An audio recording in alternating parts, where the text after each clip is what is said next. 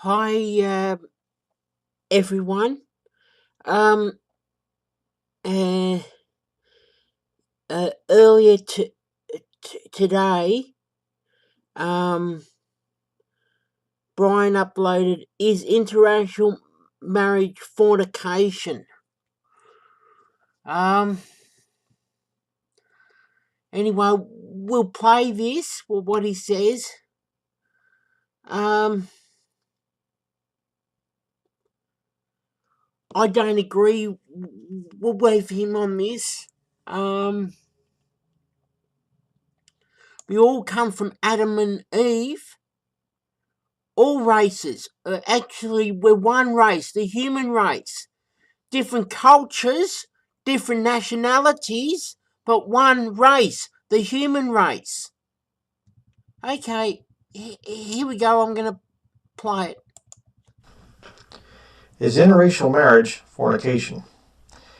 This debate came up a while back, and I wanted to address it and haven't had a chance to. So let's look at the scriptures. What the scriptures say here. 1 Corinthians chapter 10, verse 8. It says here, "Neither let us commit fornication, as some of them committed, and fell in one day 23,000. Neither let us commit fornication, as some of them committed." Okay, what's it talking about there? This is a reference back to an event in the Old Testament. Let's turn there. Numbers chapter 25. Keep your hand there in 1 Corinthians chapter 10. We're going to be coming back, but Numbers chapter 25. Going to be addressing something else here too, which is very interesting in this passage. Numbers 25, verses 1 through 9. Okay, let's read these verses here. And Israel abode in Shittim, and the people began to commit whoredom with the daughters of Moab. Moab was a descendant of Ham. Okay? And they called the people unto the sacrifices of their gods, and the people did eat and bow down to their gods. And Israel joined himself unto Baal Peor, and the anger of the Lord was kindled against Israel. And the Lord said unto Moses, Take all the heads of the people, and hang them up before the Lord against the sun, that the fierce anger of the Lord may be turned away from Israel. And Moses said unto the judges of Israel, Slay ye every one his men that were joined unto Baal Peor. And behold, one of the children of Israel came and brought unto his brethren a Midianitish woman in the sight of Moses, and in the sight of all the congregation of the children of Israel, who were weeping before the door of the tabernacle of the congregation. And when Phinehas the son of Eleazar, the son of Aaron the priest, saw it, he rose up from among the congregation, and took a javelin in his hand, and he went after the man of Israel into the tent, and thrust both of them through, the man of Israel and the woman through her belly. So the plague was stayed from the children of Israel, and those that died in the plague were 24,000. Wait a second. Those that died in the plague were 24,000, but in 1 Corinthians chapter 10, verse 8, it says 23,000. Uh-oh, it's a contradiction. No, it's not. Look at 1 Corinthians chapter 10, verse 8. We'll get back to the interracial marriage thing here in just a minute, but just to show you how an atheist could come along and they could try to destroy your faith in the Bible and say, see, clear contradiction. Old Testament's 24,000, New Testament 23,000. Ah, contradiction. No, just read plain English. 1 Corinthians 10, verse 8. And fell in one day 23,000. Back here in Numbers chapter 25, verse 9. And those that died in the plague were 24,000. All right? So the first day it was 23,000. After that, 1,000 more people. See? No contradiction. There are no contradictions in the King James Bible. So that's a whole other issue. But let's get back to the topic at hand here. Paul doesn't say, here in verse 8, neither let us commit interracial marriage or messing around with idols or whatever else. He calls the sin fornication. He doesn't even mention the men of Israel going after Baal Peor. He says fornication. Well, there's other times that they committed fornication. Why not pick out some other time? Why would he single out this time of interracial relations, whoredom, there? And you say, well, it's all fornication. See, it's fornication they were doing, it's whoredom. But look at one of the things there. Why would Paul single this out? It's very interesting. Verse 6. Numbers chapter 25, verse 6. And behold, one of the children of Israel came and brought unto his brethren a Midianitish woman in the sight of Moses, and in the sight of all the congregation of the children of Israel, who were weeping before the door of the tabernacle of the congregation.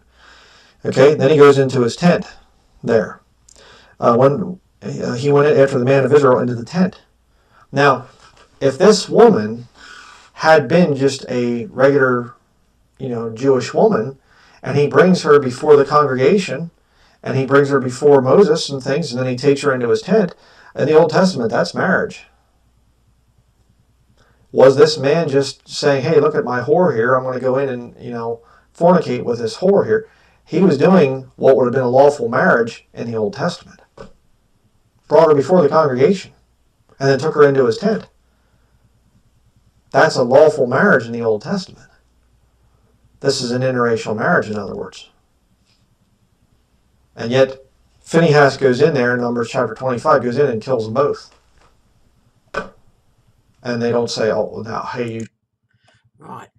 So I've contacted Max. I sent Max an email, and he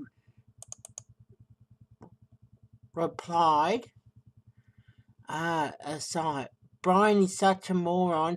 Interracial marriage is fornication, yet Moses was married to an Ethiopian. Yep, that's right. So Moses was... Right.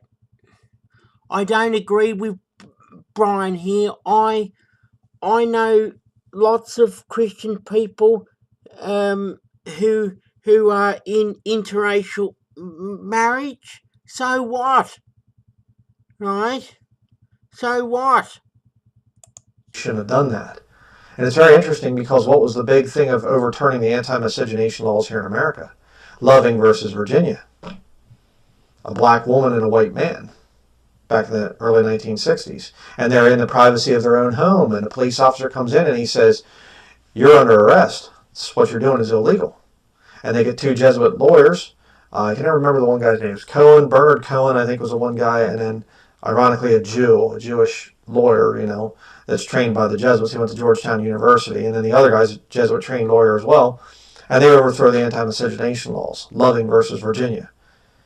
How ironic. Back there in the Old Testament, it's spoken of positively. Phinehas goes in there and says, Jewish man and Midianitish woman, again, one of the descendants, you go back far enough to Ham, in that line of Ham, and he goes in there and he kills them both to turn away God's wrath from the nation of Israel. And yet in America, God bless America, sure. Black woman, white man. Oh, let's overthrow these anti-miscegenation laws here in America. Isn't that interesting? So, and people can take this thing and they can make it into some kind of a deal. I know that there was a guy that I heard about that was coming out and saying that all fornication then in the New Testament is always a reference to interracial marriage, because marriage in the Bible is two people joining, a man and a woman joining themselves together in the marriage bed. No, because you see, a true biblical marriage is you're doing the thing publicly and saying, hey, we're going to be coming before the congregation, we're going to be presenting ourselves as husband and wife, we're going to be going to the family, whether the family agrees or not, we're going to be coming and saying, hey, we're getting married here, we're going to live together as husband and wife. There's a lot more to it than just the marriage bed. All right? That's kind of closing the deal, so to speak. But the point is, that's biblical marriage. And this guy, back in Numbers chapter 25, verse 6 there, he did what would have been considered biblical marriage. But that was kind of there, but it doesn't really fall under the classification of fornication in 1 Corinthians chapter 10, verse 8. The fornication there is just all about the whoredom of verse 1 in Numbers chapter 25. See, people mess with all kinds of stuff, and they say, well, the New Testament doesn't openly prohibit it, and think, well, there's prohibitions all through the Old Testament. And again, I did a whole study on that whole issue. But just a very interesting thing there. And I know Peter Ruckman has it in his commentary, the whole thing of, 1 Corinthians chapter 10, verse 8, says fornication is referring to interracial relationships.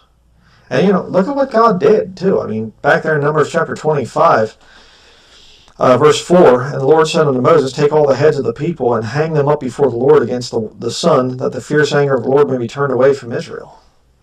And I realize they're going after false gods, but it's also the interracial relationships. That's part of it. And people say, well, but what about Ruth? What about this passage here? See, what a lot of people do is they'll look for exceptions. They'll look where God's grace was there for somebody, and that they do something that's against other parts of Scripture, and they'll say, well, I'll take that exception and overthrow the rule. That's not the right way to do it, right? And I just, whatever you want to make of this, whatever. People are going to fight about it, and I realize that, and whatever else. I mean, it's crazy how people just don't even have common sense anymore. It's just insane to me. Something that was illegal back before 1962 now is fine and good and whatever else. And the churches, Christians in the past, before the 1960s and things, they would have been against interracial marriage, but now today we're for it. We're more progressive. So we're better. So as the Bible says that there'd come a great falling away, or a falling away first there's this great apostasy, people turning their ears away from the truth, being turned onto lies. That doesn't count in this case.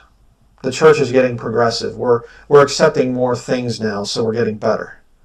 People in the past would have frowned upon it, but now today it's okay. Right.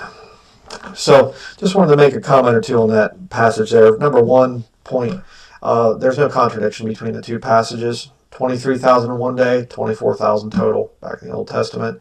And secondly, I would really stay away from interracial marriage, right? I know people are just going to flip out and, want to get videos exposing Brian Denlinger coming out and whatever else. Yeah, whatever.